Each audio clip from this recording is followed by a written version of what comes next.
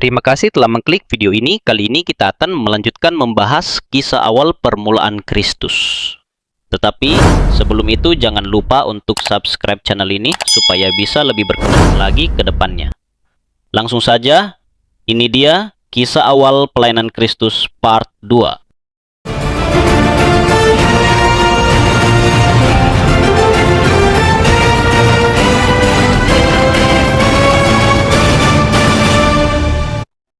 Yesus dan murid-muridnya pergi ke Kapernaum, sebuah kota di tepi danau, di mana beberapa muridnya tinggal.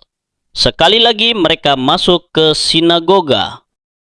Nabi berkata bahwa Mesias akan menjadi terang untuk bangsa-bangsa selain Israel, dan kepada Dia mereka akan percaya. Berbahagialah orang yang suci hatinya, karena dia akan melihat Tuhan. Tuhan tidak menolak siapapun yang datang kepada Dia, baik orang Israel maupun bangsa-bangsa lain. Yang kudus dan yang benar, jangan mengganggu kami. Aku tahu siapa engkau. Engkau adalah yang kudus dari Tuhan. Dia dirasuh setan-setan. Usirlah dia dari sini. Apakah kamu datang untuk membinasakan kami sebelum saatnya? Biarkan kami sendiri. Apa urusanmu dengan kami? Siapa yang mengizinkan dia di sini? Awas, dia berbahaya. Setan-setan, aku perintahkan kalian keluar dari orang ini, dan jangan siksa dia lagi. Keluar! Kau apakan dia? Apakah dia mati? Tiba-tiba, dia berdiri. Puji Tuhan, setan-setan sudah pergi. Kamu telah menjadi sembuh. Sekarang, pergilah dan janganlah berdosa lagi. Yesus mempunyai kuasa penuh atas setan-setan. Orang itu pulih. Petrus, istrimu minta kamu pulang cepat-cepat. Ibu istrimu demam tinggi. Kami akan datang. Oh, Petrus suamiku, aku takut sekali karena demamnya makin tinggi. Jangan takut, guru sudah ada di sini. Bangunlah, wanita yang baik. Kamu sudah sembuh. Dia bangkit, sudah sembuh. Dia bangkit dari tempat tidurnya dan melayani Yesus dan murid-muridnya. Kabar tentang penyembuhan itu menyebar dan banyak orang sakit dibawa kepada Yesus. Guru, ayahku telah lumpuh sejak aku kecil. Batang pohon jatuh menimpa dirinya dan mematahkan punggungnya. Tolong sembuhkan dia. Bangkitlah dan berjalanlah. Puji Tuhan. Aku bisa berjalan, itu mujizat.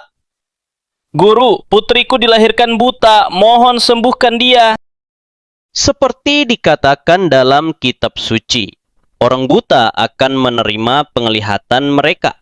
Putri kamu sekarang bisa melihat. Oh ayah, aku tidak pernah tahu seperti apa ayahku. Ternyata ayah lebih ganteng daripada yang kubayangkan. Yesus dan murid-muridnya pergi ke Yerusalem pada hari-hari raya, dan Yesus mengajar di bait suci. Kalau kamu mengampuni kesalahan orang lain, Bapa surgawimu akan mengampuni kamu.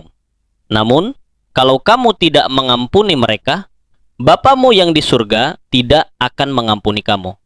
Berkatilah mereka yang mengutuk kamu. Berdoalah untuk mereka yang melecehkan kamu dan menganiaya kamu, supaya kamu menjadi anak-anak Bapamu yang di surga. Apa saja yang kamu inginkan orang lain lakukan kepadamu, lakukan juga kepada mereka. Kamu sudah mendengar, kasihilah sesamamu dan bencilah musuhmu. Namun aku berkata, kasihilah musuh-musuhmu, perlakukanlah dengan baik mereka yang membenci kamu. Bagaimana dengan mata ganti mata dan gigi ganti gigi? Kamu sudah mendengar, mata ganti mata dan gigi ganti gigi. Namun, aku berkata kepadamu, janganlah melawan yang jahat. Kalau pipi kananmu ditampar, berikanlah yang kiri. Kalau kamu punya 2 pakaian, berikanlah 1 kepada yang tidak punya. Kalau kamu punya makanan, lakukanlah hal yang sama. Karena Bapamu yang di surga akan melihat dan memberkatimu. Kamu telah mendengar, janganlah membunuh, dan siapa yang membunuh, dia pantas dihukum. Namun, aku berkata kepadamu bahwa setiap orang yang marah kepada saudaranya tanpa sebab, dia pantas dihukum Tuhan. Kamu sudah mendengar, janganlah berzina. Namun aku berkata kepadamu bahwa setiap orang yang memandangi seorang wanita dan bernafsu terhadapnya, dalam hatinya dia sudah menzinainya. Para pemimpin agama kelihatannya benar, tetapi di dalam hatinya mereka penuh kemunafikan dan kedurhakaan. Mereka seperti kuburan yang dilabur putih, indah di luarnya, tetapi di dalamnya penuh tulang-tulang orang mati dan segala kenajisan. Kalau kebenaranmu tidak lebih baik daripada mereka, kamu sekali-kali tidak bisa masuk ke dalam kerajaan surga. Lebarlah jalan yang menuju ke kebinasaan dan banyak orang melaluinya. Akulah jalan dan kebenaran dan kehidupan. Tidak seorang pun datang kepada Bapa kalau tidak melalui aku. Akulah jalan ke surga, kalau kamu masuk melalui aku, kamu akan mendapat hidup kekal. Kalau kamu coba masuk ke surga melalui jalan lain, kamu akan mati dalam dosa-dosamu. Mengapa kamu menyembuhkan orang pada hari Sabat? Di dalam Taurat, Musa memberi perintah kepada kita bahwa kita tidak boleh melakukan pekerjaan apapun pada hari Sabat. Bapakku mengutus aku ke dunia ini untuk melakukan pekerjaannya. Aku hanya melakukan hal-hal yang telah Bapa perintahkan kepadaku. Karena kamu menyebut Tuhan sebagai Bapamu, kamu menyamakan dirimu dengan Tuhan. Itu hujatan, kamu layak dihukum mati. Bapa Surgawi telah menyerahkan segala penghakiman kepada putranya, supaya semua orang menghormati putranya, sama seperti mereka menghormati Bapa. Saatnya akan tiba ketika orang-orang mati yang di dalam kubur akan mendengar suaraku dan mereka akan dibangkitkan. Beberapa mendapat hidup kekal dan yang lain mendapat hukuman kekal. Pasti dia Mesias karena dia bisa membuat banyak mujizat dan juga dia membuat pernyataan yang sangat berani. Dia berbeda dari para pemimpin agama. Dia berbicara dengan kuasa. Aku takut mereka akan membunuh dia. Aku mau memberitahu istriku tentang dia. Guru, ada seorang Farisi yang baru tiba. Dia mau ketemu dengan guru. Dia adalah salah satu pemimpin Israel. Orang yang sangat penting. Mengapa dia datang pada malam hari? Apakah dia malu menemui Yesus di tempat umum? Aku akan berbicara dengan dia secara pribadi. Rabi, kami tahu bahwa engkau telah datang dari Tuhan sebagai guru, karena tidak seorang pun sanggup membuat mujizat seperti yang engkau buat kecuali Tuhan ada bersamanya. Aku berkata kepadamu, kalau seseorang tidak dilahirkan kembali, dia tidak bisa melihat kerajaan Tuhan. Bagaimana mungkin orang dilahirkan kembali setelah dewasa? Bisakah dia masuk kedua kalinya ke dalam rahim ibunya dan dilahirkan? Tidak. Apa yang telah dilahirkan dari daging adalah daging, dan apa yang telah dilahirkan dari roh adalah roh. Janganlah heran karena aku berkata kepadamu, engkau harus dilahirkan kembali. Bagaimana kelahiran baru ini terjadi? Seperti Musa meninggikan ular di padang gurun, demikian juga aku harus ditinggikan. Seperti tiupan angin kelahiran rohani yang aku bicarakan sukar dimengerti, demikian juga dengan kelahiran dari roh. Walaupun sukar dimengerti, dua-duanya bisa dialami. Kamu harus mengalami kelahiran kembali ini kalau kamu mau masuk ke dalam kerajaan Tuhan.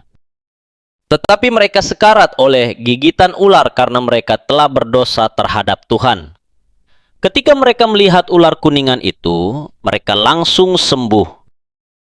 Betul, dan bahkan sekarang semua orang sedang sekarat secara rohani karena gigitan ular, yaitu dosa. Tetapi aku akan ditinggikan supaya semua orang bisa melihat, seperti mereka yang digigit ular di padang gurun, disembuhkan dengan melihat ular yang dibuat dari kuningan.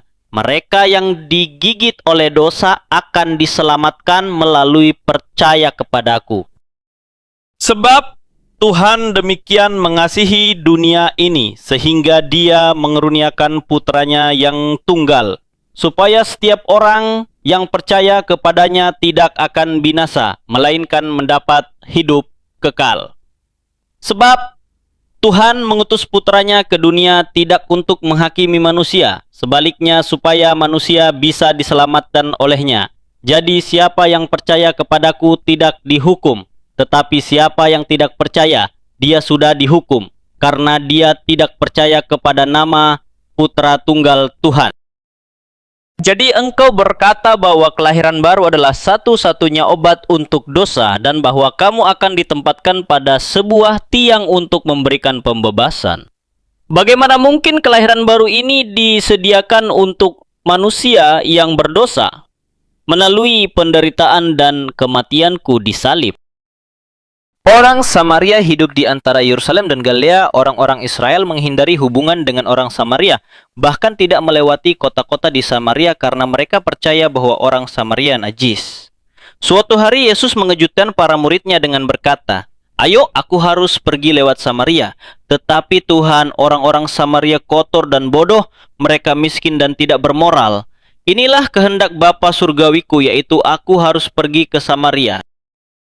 Pada siang hari, mereka tiba di sumur di luar kota Sikhar di Samaria. Pergilah kamu ke kota untuk membeli makanan. Aku akan menunggu di sini. Apakah guru akan di sini sendirian? Ya, aku harus melakukan pekerjaan Bapakku. Yesus lelah, haus, dan lapar. Seorang perempuan Samaria datang ke sumur pada siang hari untuk menimba air. Hal ini tidak biasa. Bagaimana kelanjutan kisah Tuhan Yesus dan wanita Samaria itu? Saksikan di episode selanjutnya. Jangan lupa untuk subscribe channel ini supaya bisa lebih berkembang lagi ke depannya, dan nyalakan loncengnya agar kalian tidak ketinggalan video terbaru dari kami. Terima kasih telah menonton sampai habis. Sampai jumpa di episode selanjutnya.